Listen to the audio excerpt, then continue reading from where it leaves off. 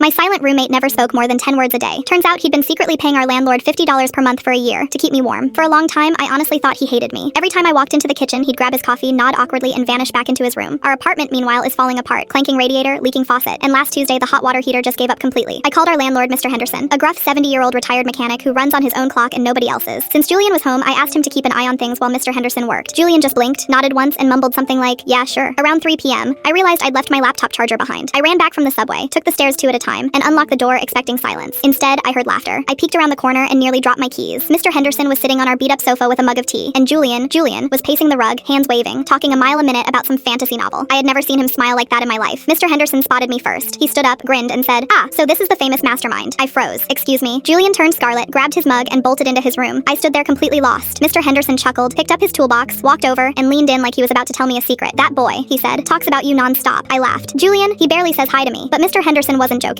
He said every time he comes by for repairs, Julian sits with him for hours, and all he ever talks about is me. Things I've never told a single person in that apartment. How hard I work to land my graphic design job. How I leave the porch light on when he's working a late shift. How I make extra vegetable soup on rainy days and leave a bowl in the fridge, pretending it was just leftovers. Then his face softened and he said, "Can I tell you something else? He's been paying me an extra $50 in cash every month. For a year." My stomach dropped. "Why?" "Your room gets that draft from the alley window," he said. "He paid me to quietly upgrade your heating last winter. Didn't want you to know. Said you were already stressed about money and he didn't want you worrying about the electric bill on top of it." I stood in that hallway holding my breath, trying not to cry in front of my landlord. Mr. Henderson patted my shoulder on his way out. "He's just real quiet, kiddo, but he's got a bigger heart than anyone I know." After he left, the apartment went silent again. I stood outside Julian's door for 10 full minutes, just staring at the wood, while 2 years of small things rearranged themselves in my head all at once. The heated blanket that mysteriously showed up in the mail. The trash that was always emptied before I woke up. All those quiet little acts of care I had mistaken for distance. I didn't call my mom. I didn't text anyone. It wasn't my story to tell. Instead, I went into the kitchen, pulled out 2 mugs, and made a fresh pot of coffee. I knocked lightly on his door. When he opened it, I just handed him a cup and smiled. He looked confused for a second, then he took it and gave me a small, quiet nod. And for the first time in 2 years, I finally understood exactly what that nod meant.